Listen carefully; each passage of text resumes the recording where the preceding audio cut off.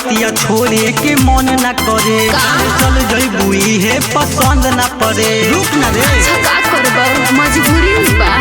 आज के रतिया छोड़े के मन न करे, काले चल जइबू इहे पसंद न पड़े। तो का करी हम? का तू रह जइबू भातारा हो तुआरा पर। हिन सुतल बाड़ लेके साहूजी पुअरा पर। का भाई छोड़ा जाए तो भतार बनात ले आइल बदुआरा पर। अरे रुक ना, हिन सुतल बाड़ लेके साहूजी पुअरा पर। छोड़ा जाए तो भतार बनात ले आइल बदुआरा पर। हिन सुतल बाड़ लेके साहूजी पुअरा पर। छोड़ा जाए तो भतार बनात ले आइल बदुआरा औरी कुछ देरी जानू कोरावा में बैठ। हमारा करे जावा के ऐसे ना ऐठ। अरे लेट हो जाए तो सब करी।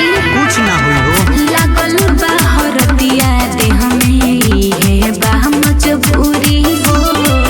लगल आई बारात हमर गइल बा जरूरी हो। तो सुनो का तू चल जइबू वही बेलुरावा पर जाहो।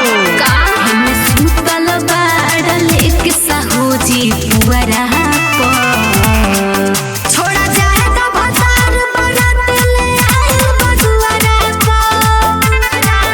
हम सुतल बाड़ लेके साहूजी पुअरा पर।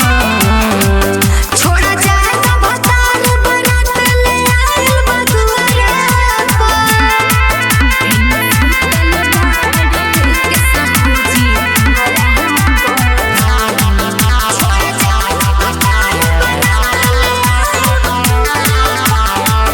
अमर दीवाना के प्यार देलू बिसराई हो।